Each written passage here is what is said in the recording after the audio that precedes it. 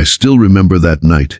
The way the rain tapped softly against my window, how the city lights blurred through the droplets, and the loneliness that sat heavy in my chest. It was just past midnight when I heard it. A sound that pierced through the silence of my apartment walls. A muffled sob, faint at first, then clearer, desperate. It wasn't the kind of crying that came from frustration or anger. It was raw, broken, the kind that only comes from someone who's holding on by a thread. Before we continue, take a second to like this video, share it with someone who needs it, and subscribe to Kindness Universe, because sometimes one story can remind us how powerful compassion can be. That night I froze. I lived alone in a small apartment on the 5th floor, surrounded by people I hardly knew. The woman next door had moved in 2 weeks ago. I'd seen her once in the hallway, pale-faced, tired eyes, clutching a cardboard box labeled fragile. She smiled politely but never said much. I never even caught her name. But that night, as I sat there listening, I could hear her voice cracking between sobs. There was a pain in her tone that stirred something in me, something I hadn't felt in years. Maybe because I knew that kind of pain too well, the kind that comes when you've lost everything and no one even notices. At first, I told myself to ignore it. It wasn't my place. People cry, life goes on. But as the minutes passed, the sound grew heavier, like her grief was echoing through the walls, through my ribs, straight into my heart. I couldn't take it anymore. I got up, walked to my door, and stood there for a full minute, debating whether I should knock. What if she got angry? What if she just wanted to be left alone? But something in me whispered, don't walk away this time. When I finally knocked, the sound startled even me. The crying stopped. Silence. Then I heard slow footsteps approaching, hesitant. The door cracked open just an inch, and one eye looked out, red, swollen, and glistening. Hi, I said softly, trying not to sound intrusive. I'm sorry, I didn't mean to disturb you. I just heard you crying and wanted to check if you're okay. For a moment, she said nothing. Her lips trembled, but no words came out. Then the door opened a little wider, revealing her, maybe late 20s, wearing an oversized hoodie and sweatpants, hair messy, face streaked with tears. She hesitated. I'm fine, she whispered, but her voice broke on the last word. Can I just sit with you for a bit? I asked, surprising even myself. You don't have to talk. I'll just be here. Her eyes searched mine for a second, like she was trying to decide if I was real or just another stranger pretending to care. Then, slowly, she nodded. Inside, her apartment looked barely unpacked. Boxes still sealed, curtains half hung, a single lamp flickering in the corner. She sat down on the floor, hugging her knees. I sat across from her, not saying a word. For a few minutes, the only sound was the rain outside. Then she whispered, he left today. I stayed quiet. My husband. After 8 years. Her voice trembled. Said he couldn't handle it anymore. After everything we've been through. I didn't interrupt. She needed to let it out. We lost our baby last year, she continued, voice cracking. I thought we'd get through it together. But he changed, stopped talking to me, started drinking. I kept trying to hold on, but tonight, he just packed his bags and walked out. Tears streamed down her face, and I felt my throat tighten. I wanted to say something comforting, something wise, but the truth was, there are no words big enough to fill a loss like that. So I just listened.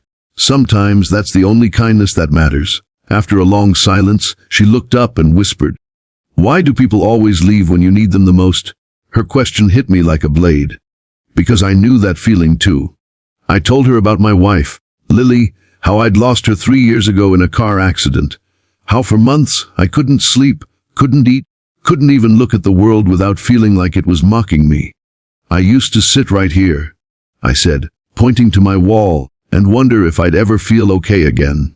And then one day I realized, maybe healing isn't about being okay. Maybe it's about learning to carry the pain differently. She didn't respond, but I saw something change in her eyes. A flicker, a small, fragile spark, the kind that only appears when someone realizes they're not alone.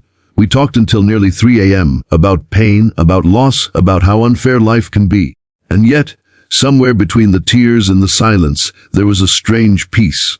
Like two broken people finding a moment of stillness in each other's company. That night became the start of something unexpected. The next morning, I found a small note slipped under my door. It said, thank you for knocking. Just 5 words, but they hit me harder than any thank you ever had. Over the next few weeks we began to talk more. Her name was Maya. She was an artist, though she hadn't painted in months. I learned she used to paint sunsets because, as she said, it's proof that endings can still be beautiful. I started inviting her for coffee in the mornings, and she'd bring over her old sketchbook. Slowly, I watched color return to her life. One evening, she showed me a half-finished painting, a small apartment window with rain outside, just like the night we met. "It's called The Knock," she said with a faint smile. As time went on, we became something more than neighbors.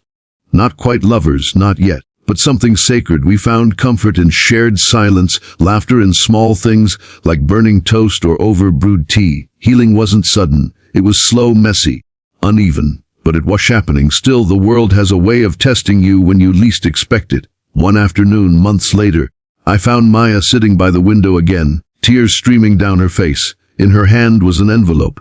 "It's from him," she said. "Her ex-husband. He wanted to meet. Said he regretted everything and wanted her back." My heart sank. I didn't say anything, just waited. "I don't know what to do," she whispered. "Part of me still loves him, but part of me is scared." I took a deep breath. "Then maybe it's not about choosing him or not choosing him," I said softly. "Maybe it's about choosing yourself this time." She looked at me, eyes full of confusion, pain, and something like realization. A week later, she went to meet him. I waited all day, pacing, wondering what she'd decide. That night, she knocked on my door, the same way I had months ago. When I opened it, she was smiling through tears. "I told him goodbye," she said quietly. "For good this time." I pulled her into a hug, and for the first time, she didn't cry out of sorrow, but out of release, out of freedom. That night, as we sat together watching the city lights, she said, "You know, the night you knocked, I was thinking about ending everything." My breath caught. "But you showed up. You saved me without even knowing it." My eyes stung. "No," I whispered. "We saved each other." Months turned into a year. Maya started painting again, holding exhibitions, teaching art to kids. Her laughter filled the hallways now, the same walls that once echoed her sobs, and every time I heard her humming next door, I silently thanked that night, that rain, that fragile sound that had changed everything. Because sometimes the smallest act, a knock, a question, a moment of courage, can alter two lives forever. So if you ever hear someone crying next door, don't ignore it. Maybe your kindness is the only light they have left. Before we close this story, if it touched your heart, please take a moment to like, comment, and subscribe to Kindness Universe. Your support helps spread stories that remind us all of the power of empathy, love, and simple human connection. Because in a world full of noise and indifference, kindness still echoes the loudest.